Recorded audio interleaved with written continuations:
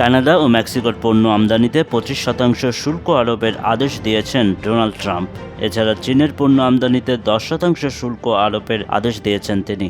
এ সংক্রান্ত 3টি পৃথক নির্বাহী আদেশে সই করেছেন ট্রাম্প। এই আদেশ আগামী মঙ্গলবার থেকে কার্যকর হওয়ার কথা রয়েছে। তবে এর বিপরীতে পাল্টা ব্যবস্থার ঘোষণা দিয়েছেন কানাডার প্রধানমন্ত্রী জাস্টিন ট্রুডো ও মেক্সিকোর প্রেসিডেন্ট ক্লাউদিয়া শেনবাউম। এছাড়া চীনের দিক থেকেও একই ধরনের ঘোষণা এসেছে। পাল্টা শুল্ক আরোপের ঘোষণা দিয়ে কানাডার প্রধানমন্ত্রী জাস্টিন ট্রুডো বলেন, $155 বিলিয়ন মূল্যের মার্কিন পণ্যের ওপর 25% শুল্ক আরোপ করবে তার সরকার। মঙ্গলবার থেকে $30 বিলিয়ন মূল্যের মার্কিন পণ্যের ওপর শুল্ক কার্যকর হবে, আর বাকি $125 বিলিয়ন মূল্যের মার্কিন পণ্যের ওপর শুল্ক আরোপ কার্যকর হবে 21 দিনের মধ্যে। অন্যদিকে মেক্সিকোর প্রেসিডেন্ট ক্লাউডিয়া শেনবাউমও যুক্তরাষ্ট্রের বিরুদ্ধে পাল্টা ব্যবস্থা নেওয়ার হুমকি দিয়েছেন, যার মধ্যে শুল্ক ও শুল্ক বহির্ভূত বিষয়ও অন্তর্ভুক্ত থাকবে। তিনি ঘোষণা দেন, যুক্তরাষ্ট্রের এই শুল্ক আরোপের বিরুদ্ধে পাল্টা ব্যবস্থা নেবে তার দেশ। শুল্ক আরোপ সহ নিজস্ব অন্যান্য পদক্ষেপের মাধ্যমে এই পাল্টা ব্যবস্থা নেওয়া হবে। মাদক পাচারকারী গোষ্ঠীগুলোর সঙ্গে মেক্সিকো সরকারের মৈত্রী রয়েছে বলে ওয়াশিংটনের অভিযোগ প্রত্যাখ্যান করেছেন ক্লাউদিয়া শেনবাউম। তিনি এই অভিযোগকে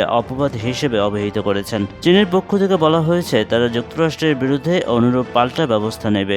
চীনের বাণিজ্য মন্ত্রণালয় এই কথা বলেছে। চীনের বাণিজ্য মন্ত্রণালয়ের পক্ষ থেকে বলা হয়েছে, যুক্তরাষ্ট্রের শুল্ক আরোপের পদক্ষেপে চীন ভীষণ অসন্তুষ্ট। তারা দৃঢ়ভাবে এর বিরোধিতা করে। এটি বিশ্ব বাণিজ্য সংস্থার নিয়ম নীতির গুরুতর লঙ্ঘন। যুক্তরাষ্ট্রের বিরুদ্ধে অনুরূপ পাল্টা ব্যবস্থা নেবে চীন।